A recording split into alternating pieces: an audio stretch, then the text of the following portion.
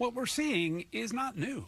Ukraine has had a long and bloody history, a nation caught between East and West, Asia and Europe.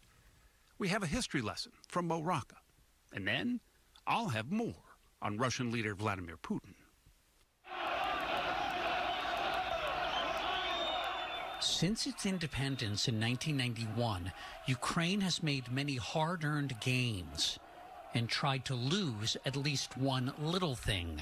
When I was growing up, we called it the Ukraine. Why did that change? So the Ukraine, the use of that I think, was a reflection of the fact that people weren't quite sure what Ukraine was. And Ukrainians, especially in the last 30 years, made a great push to get English speakers to stop doing that because to them, they find that patronizing.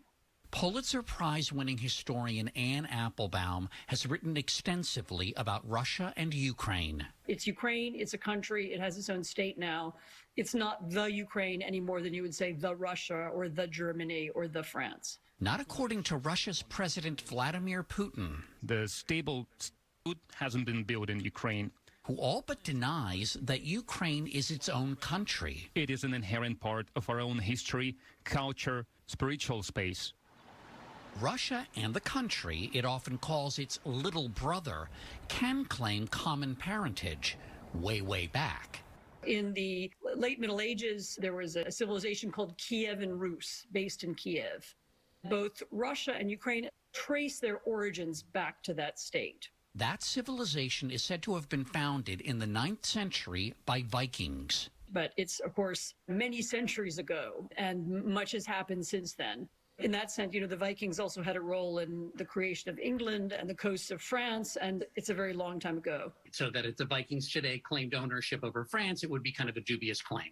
Right. I mean, it's as dubious for the Russians to claim control over Ukraine as it would be for the Vikings to claim control over Ukraine or indeed over France or England. Fast forward to 1793, when the bulk of what is now Ukraine became part of the Russian Empire under Catherine the Great. Ukraine was a little bit like Ireland used to be within the United Kingdom. It was a subordinate part of a greater whole, of a greater empire. During the revolution that ushered in the Soviet Union, Ukraine fought for independence. It lost, and in 1922 was subsumed into the communist state. But it was a separate entity from the beginning. It always had its own language. It always had its own status inside the USSR. But within a decade, Soviet leader Joseph Stalin, fearful of an independent-minded Ukraine, brought down the hammer. He had decided to take the land away from the peasants and give it to the state. And very quickly, there was very strong opposition to that in Ukraine. Stalin would brook no opposition. The atrocity that began in 1932 would come to be known as the Holodomor, Ukrainian for extermination from hunger. So the Holodomor was an artificial famine. That means that it was a famine caused not by crop failure, not by insects or drought. It was a famine that was created by the Soviet state. Local activists went from house to house in rural Ukraine and confiscated food. The idea was to take every last scrap of food, and they knew, of course, that that meant people would die, and they anticipated that would happen. Between 1932 and 1933, some 4 million Ukrainians starved to death. In a 1984 documentary, one survivor recalled the horror. If they saw a child picking a stalk of wheat, trying to eat those unripe grains, that was a very serious crime. This was a government order to punish anyone, even to death by execution. People survived by eating frogs, toads, mice. They ate the bark of trees. Is it true that some people resorted to cannibalism?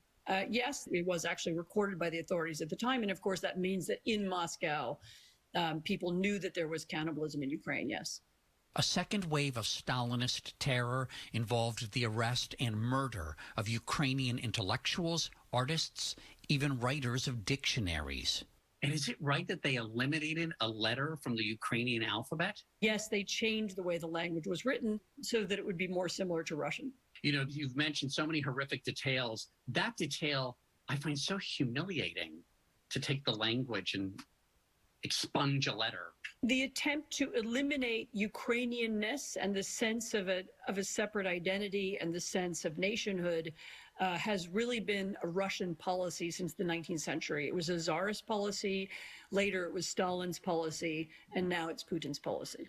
Putin believes that an independent, sovereign, democratic Ukraine is a threat to him personally and to his personal power. The one thing that Putin genuinely fears is grassroots democratic movements, and the most important way that he can push back against them is to eliminate that Ukrainian state. Are a lot of Ukrainians today thinking, not again? There's a famous poem by Shevchenko, the Ukrainian national poet, called Calamity. Just as we were beginning to get along, calamity strikes again. Its democracy was solidifying, its sense of nationhood was growing stronger, and now this disaster has befallen them, and this feeling that they may be dragged back into some horrific Stalin era or Tsarist era nightmare must be tormenting a lot of them.